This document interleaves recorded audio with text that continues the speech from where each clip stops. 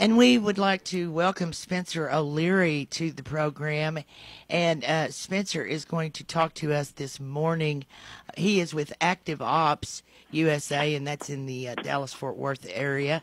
And he's going to tell us about AI, which is proliferating all over the place. Good morning, Spencer. Hi, good morning.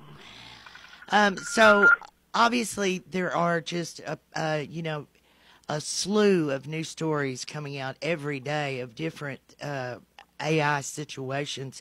The one one of them that we're going to talk about is the fact that AI is expected to replace, some say, as many as 4.8 million U.S. jobs. And this morning I saw something disturbing. It was a reporter on an Indian TV station and another one in an Arab country, both of which were AI generated, and you couldn't tell. Yeah, and I think this is going to be a real change for every generation as we start to see things like ChatGPT and the way that Microsoft has embedded that inside Bing, their search engine, and now we're seeing Copilot come through in a lot of Microsoft products. But it really is, I think, changing the way that people do their job. I get really concerned about media that I read where it says we're going to replace people's jobs. If we think about all of the technology we've felt through our lives and the generation before us, even back to the Industrial Revolution, technology hasn't replaced people's jobs, it's changed people's jobs, and some of the time it's enhanced people's jobs. But I think this particular revolution of AI is slightly different in that, as you've just said, we're starting to see the output from these chat engines and chatbots, and you really can't tell that it was not written by a human. I know. And then, as a person who has been a reporter for most of their life, one of, my colleagues have expressed concern over ChatGPT just doing all the writing, as have professors and, educators and that sort of thing. I mean, where's the line? It's interesting when we look at kids in schools. I've heard recently, I've got teenage children, and I've heard recently that there's now a chat GPT bot that's reading chat GPT content and identifying the fact that it was written by a bot, not a human, and that some professors are using that to assess when kids aren't doing the homework themselves, as it were. So, society and life finds a way of dealing with these things. I think if used in the right way, this is a real enhancement to people's jobs. If we think about not that long ago, RPA, robotic process automation, came along, and we read similar things in the media. This was going to take over people's jobs, and it has changed some people's jobs. But for most people, it's created a more fulfilling experience where that technology has been used in the right way, and hopefully the same now with AI. It's a real enhancer. It reduces or even removes some of the mundane tasks that humans have to do, and allows us to really move to the more creative elements where we can use our brains more, and hopefully that enhances the jobs that people do.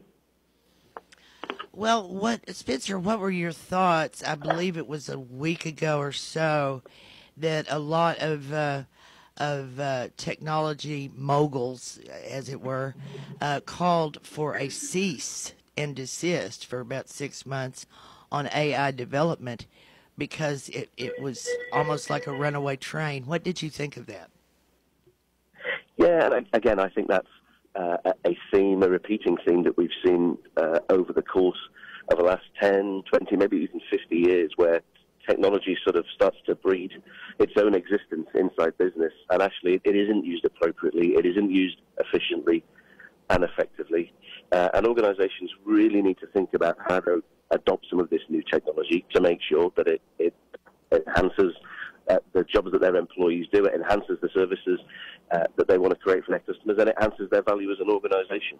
So from my perspective, if used in the right way, really powerful in terms of how we engage with it, with humans. But as you say, a number of organizations stop on AI development because they're feeling it's used in an inappropriate way, and that's not great for anyone.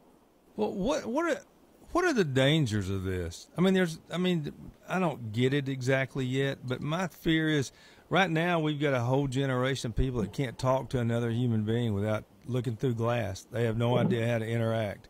And then you add what seems to me might be another layer to that where, well, don't worry how to act. with this little thing here will take care of what you should emotionally say or how you should feel or how it's going to be, how you should write it. I mean, are we dumbing ourselves down because we're getting too smart? I think there's an element of that, but we have to go back and reflect. Take something that's as powerful as ChatGPT, and maybe it's not quite as powerful as we think. Go and look at some of the detail of that particular piece of AI, and the ChatGPT engine stopped educating itself towards the end of 2021. So it's already quite old. If there's anything that happened in recent history, that particular piece of AI doesn't even know about it. So I agree with you in a sense of we're breeding a generation of people that is less socially interactive, other than through social media, but certainly in person, less socially interactive than perhaps the previous generation was. And I think we need to be really careful with that. You know, my life has been spent in sales, and sales doesn't really change. People buy from people, and people buy from people like them, and people that they like. And that's not really changed in the world. And I think there's many jobs like that. So I do think we need to be careful with this technology. I use the same word again. I think using this technology appropriately, whether it's at home or at work, it should be a real enhancement to people's lives. It should help us interact better, should make us more socially responsible. We need to be really careful about how we deploy that in everything that we do. And the thought is, Spencer, that it only does what we put into it. But then when you see that there are tweets, here's a headline from today, that Chaos GPT tweets out plans to destroy humanity. Those things scare people. They do, and I don't know if you've used a chatbot or even go onto one of the Microsoft products and use something that uses ChatGPT 4 in the background, but it's probably like a 7 or 8 out of 10 where you get a good answer. It's 1 or 2 times out of 10 that you get an amazing answer. You can't work out how it's done it. And then a couple of times out of 10 you get something that's quite bizarre. So this technology is new, garbage in, garbage out. It only relies on the things that we tell it and the things that we feed it. And there's a new job function, there's a new job role, there's a new skill set required, which is about feeding AI with the right data in the first place. And organizations and individuals that are really good at doing that, quality in, you get quality out, and these AI engines are going to work better. But for most organizations out there, I would absolutely encourage them, before you start thinking about using this type of technology, or using it more, because they're already using it, think about your understanding of what you do today. At ActiveOps, we help organizations measure the work that their employees do for their customers day in, day out. We give a really good understanding of what's going on. Make sure you've got to grips with that first before you start changing the world. If you try and change something you don't understand, in your words, then you cause chaos. So let's make sure we understand where we're starting before we start using this technology to improve. Well, Spencer, thank you so much. We have been speaking this morning to Spencer O'Leary. He is with ActiveOps. They are out of the Dallas-Fort Worth area, and this morning he is coming to us from Canada, so we appreciate you checking in with us this morning and shedding some light on this ever-growing subject. Thank you so much, Spencer. You're welcome. Thank you.